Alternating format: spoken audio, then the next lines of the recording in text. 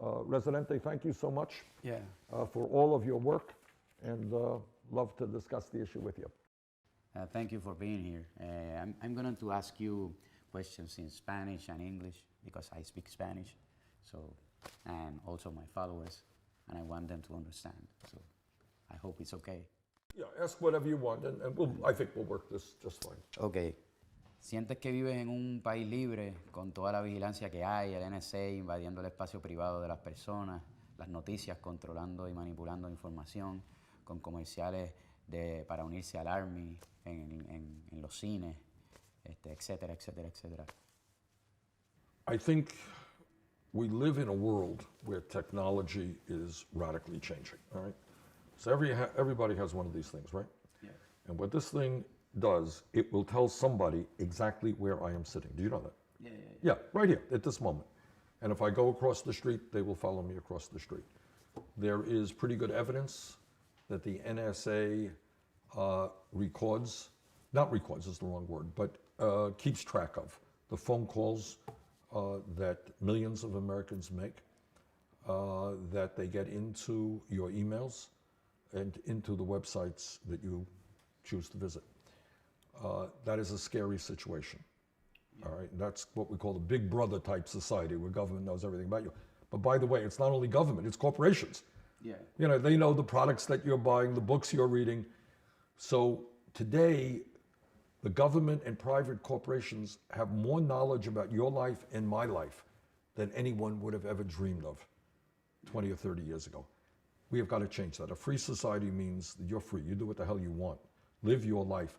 Unless you are threatening people, you're into violence or terrorism, government has a right to stop that. But as a free individual, no, the government should not be knowing the phone calls you're making or the books you're reading. In other words, like you feel free here. We have got to create policies where people understand that they're living their lives. You know, you go to the doctor, that's your business, not somebody else to be checking into your medical records, right? Yeah. All right. Or your banking, how much money you have in the bank. So yes, the government has got to protect us from terrorism. That's a serious issue. Yeah. But 99.9% of the people have nothing to do with terrorism, and they should not have government or corporations knowing everything about their lives.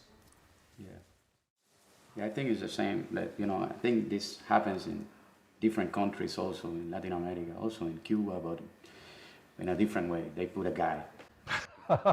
Because they don't have Wi-Fi like speed. Yes, that's right. They're doing it the old-fashioned way. Old school. En Estados Unidos se habla mucho de libertad, creo que es la palabra favorita de este país. ¿Por qué crees que luego de casi 120 años de Puerto Rico ser una colonia, Estados Unidos todavía no le da la independencia a Puerto Rico? Well, I think there are a lot of reasons for that, and that a lot of those reasons have to do with the fact that powerful special interests in this country would like to maintain the status quo. But from my point of view, it's not my job to determine the political future status of Puerto Rico. That is the right of the Puerto Rican people. Yeah. And as you know, the island is divided. There are some, like you, who would like to see the island become independent in their own country. There are some who want statehood, and there are some who want to maintain the status quo. So my view, and I think what is the fair thing to do, is to say, as President of the United States, that decision should be made by the people of Puerto Rico through a referendum as soon as possible. Yeah, and do you think education has to do with it? Like, I think because if the people is not well educated, they don't know what to choose, and that happened in Puerto Rico, that we had like not so good, not good education over there, and it's. Well, I think what a good campaign is about, and this should be worked out with the leadership and the people of Puerto Rico, is giving the people enough time. And it's not like saying we're going to do a referendum in 2 days, but pick a date in which people feel comfortable that the different sides can get their point of view out and make the case. Yeah. So this is something that I think we should work on so that people hear all points of view and can make what they believe is the best decision for the island.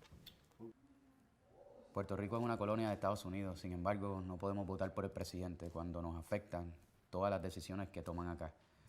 Cuando seas presidente, ¿piensas darle el derecho al voto a los puertorriqueños?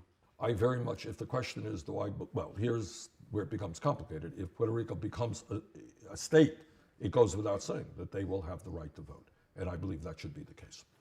Okay. And by the way, I believe Washington, D.C., which probably has more people in it than my state of Vermont, also has the right for statehood. But to answer your question, by definition, if Puerto Rico becomes a state, of course they have the right to vote for president. And if we maintain a colony, we can. A Right. colonial status. Okay. Current status, you do not have the right to vote. Okay. Sé que te expresaste en contra de la Junta de Control Fiscal en Puerto Rico. ¿Cómo crees que Puerto Rico podría mejorar su situación económica? ¿Qué tendrían que hacer? A couple of things. First of all, we have to understand the severity of the crisis. It is a real economic crisis. And thousands of Puerto Ricans are leaving the island to come to the United States because their education system is failing, there are no jobs, healthcare is inadequate. It is an economic disaster right now. That's number one. And number two, when you're in the midst of an economic disaster, if you're bleeding and you're hurting, I can't ask more from you. So I can't say, well, you have $73 billion in debt and you got to give Wall Street every single nickel despite the very high interest rates they are charging your country. So that debt has got to be renegotiated in a very significant way. By the way, this is not radically different than what happened in Greece, you may know. Yeah. Same thing. Big money owns the debt, and they're sucking the blood out of the island, in this case, forcing schools to be closed, healthcare to be closed. That's absolutely unfair. So what has to happen is Wall Street vultures, some of these vultures have got to sit down at the table with the representatives of Puerto Rico and work out a mutually beneficial agreement. Wall Street cannot get every nickel that it wants when children's lives are at stake. I believe that very strongly.